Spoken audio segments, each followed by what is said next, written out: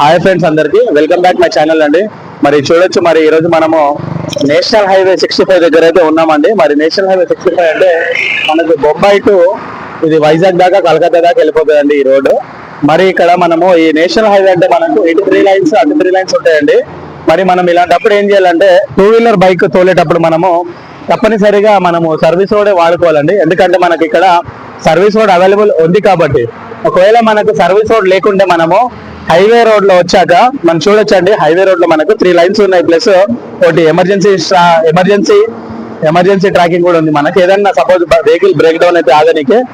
మరి మనము ఒకవేళ 2 వీలర్ మనము తప్పకుండా లెఫ్ట్ లైన్ లోనే ఉండాలండి. కొంతమంది ఏం చేస్తారంటే కాస్త స్పీడ్ ఎక్కువ ఉన్నాం కాబట్టి మధ్యలో కూడా వెళ్ళిపోవడం జరుగుతుంది. మరి ఒకవేళ మనం ఇక్కడ ఒక లోడ్ వెహికల్ వస్తుంటే ఎలా ఉండాలంటే అండి, మనము మినిమం స్పీడ్ లో ఒక యావరేజ్ 40 నుండి 50 స్పీడ్ మధ్యలోనే ఉండాలండి. మనము అది మధ్య ట్రాక్ లో రావాలి.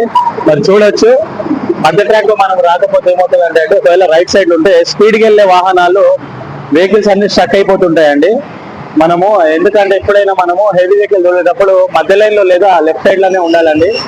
ఇలాంటి మరి 2 వీలర్ అయితే మనం సేఫ్ గా డ్రైవ్ చేసుకోవాలండి. ఎందుకంటే మనకు మన ఫ్యామిలీ ఎంత ముఖ్యమో ఎదుటి వాళ్ళ ఫ్యామిలీ కూడా అంతే ముఖ్యమండి. మనకు ఎదుటి వాళ్ళ ఫ్యామిలీ కూడా అంతే ముఖ్యం కాబట్టి మనము ఏ వెహికల్ తోలుతున్నప్పటికీ కూడా మన ట్రాఫిక్ రూల్స్ అనేది తప్పకుండా మనము మర్చిపోకుండా జాగ్రత్త వహించుకుంటూ ప్రతి ఒక్క ఫ్యామిలీ ముఖ్యం కాబట్టి మనము రోడ్డు పైన కూడా మనకి ఎట్లా రోడ్ ఉంది, రోడ్ అక్కడ సర్వీస్ రోడ్ ఉందా లేదా గమనించుకుంటూ మన ప్రయాణాన్ని సాగించాలండి. మరి చూడొచ్చు, ఒకవేళ బండి ఆగితే ఎట్లయితే యాక్సిడెంట్ అవుతుందో నేను మీకు ఒకసారి ఇక్కడ కూడా చూడడం జరుగుతుందండి. ఫ్రెండ్స్, యాక్సిడెంట్ అయ్యి ఎట్లయితే మరి గ్రిల్ కూడా ఇరిగిపోవడం జరిగింది. మనం ఈ రోడ్ ని ఎప్పుడు మనది అనుకోవద్దండి.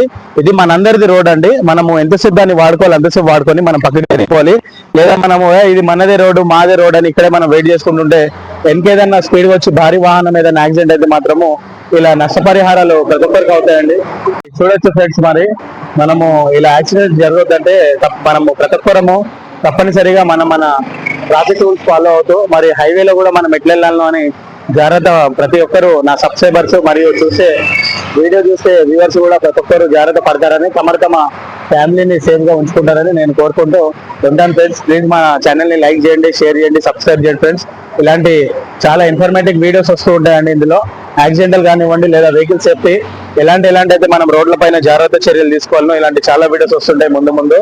మరి నా కొత్త ఛానల్ కాబట్టి ప్రతి ఒక్కరు కూడా తప్పకుండా లైక్, షేర్, సబ్స్క్రైబ్ చేస్తారని నేను కోరుకుంటూ మరి ఉంటాను ఫ్రెండ్స్. అందరికీ అప్పటిదాకా బాయ్.